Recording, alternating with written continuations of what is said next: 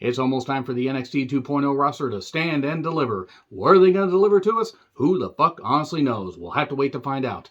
I'm John Rentham with my NXT Stand Deliver 2022 predictions. Let me know your predictions in the comments, please. 7 matches on this card. I was originally going to put this with my NXT 2.0 review, but I have a couple things I want to dive into. Didn't want to make one video way too long, so that's why I'm doing this.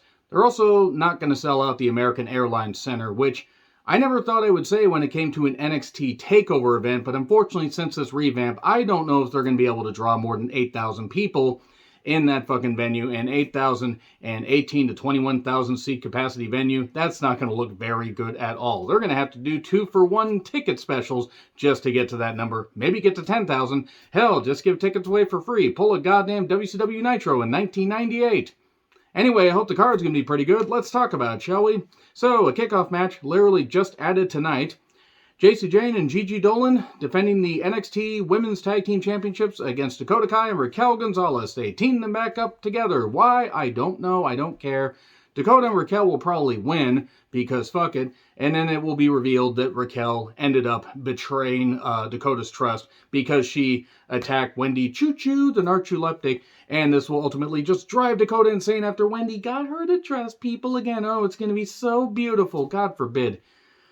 I really wish Dakota would go on the main roster, just do something, or send Raquel up to the main roster. I don't care what you do at this point, but god damn it, you can't keep rehashing these teams. We don't need 2 sets of tag team championships on NXT and the main roster when you barely have enough teams for 1 set of tag titles. But Dakota and Raquel will win, or Wendy will come out all, confused. Dakota will get distracted, get pinned, and then Raquel will beat her down. And it will turn out that she's like, I attacked her because you shouldn't have trusted her. You should have trusted me. You never should have betrayed me. It's going to be something convoluted and dumb.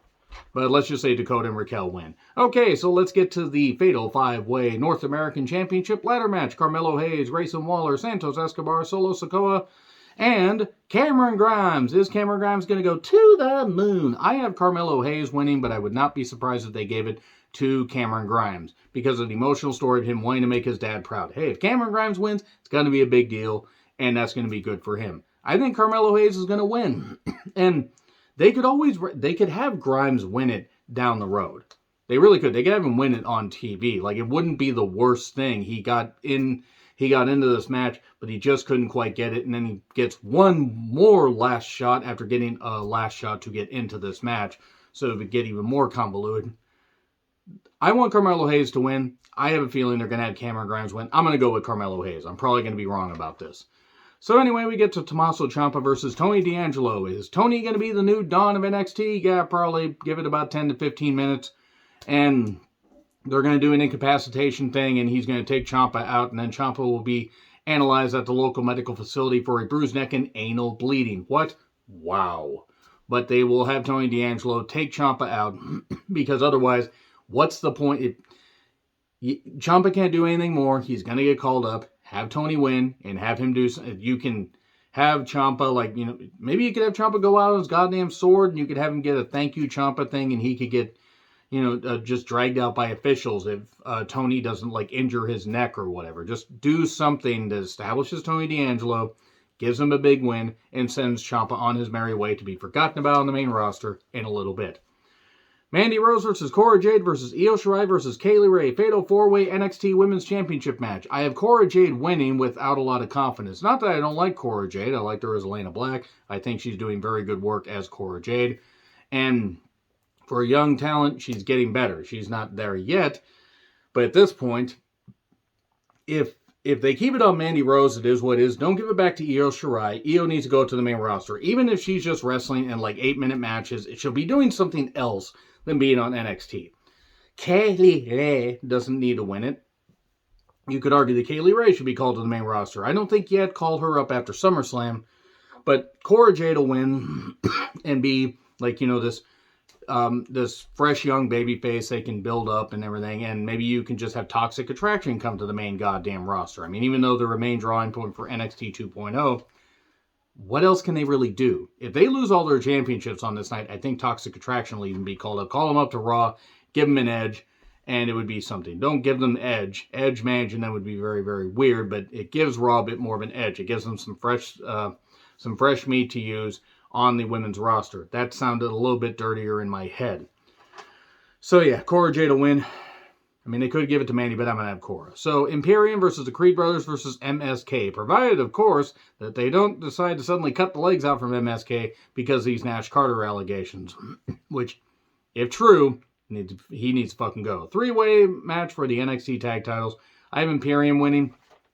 And I think Nash Carter is going to take the pin. I think you could have the Creeds versus Imperium one more time on TV. And you could give them to the Creeds there because... You need to change some titles, you don't need to change all of them. And at this point, Imperium keeping the championships is a better move. The Creeds aren't there yet, but they will get there. They definitely show fire in the ring. They don't have it with the promos yet at all. That is why Malcolm has to cut the promos for them. So yeah, Imperium will retain. Maybe, possibly. LA Knight versus Walter. And yes, he is Walter, not Gunther Stark. I'm going to call him Walter. Walter's going to win. LA Knight's going to go to the main roster. SmackDown could use him, but if they called him up to Raw and they had him feud with, I don't know, well, he could feud with Sami Zayn. They could have a great promo battle and stuff like that. He could do some stuff on the main roster. And considering that he's closing in on 40, even though his work is good and his promos are great, strike while the iron's hot and use him right for at least a few years because who knows when somebody hits 40 or gets past 40, if something's going to happen. And it takes, even with modern medicine and everything, it can take some athletes a while to recover. Strike while the iron's hot. Use LA Knight, whether he's Eli Drake or LA Knight.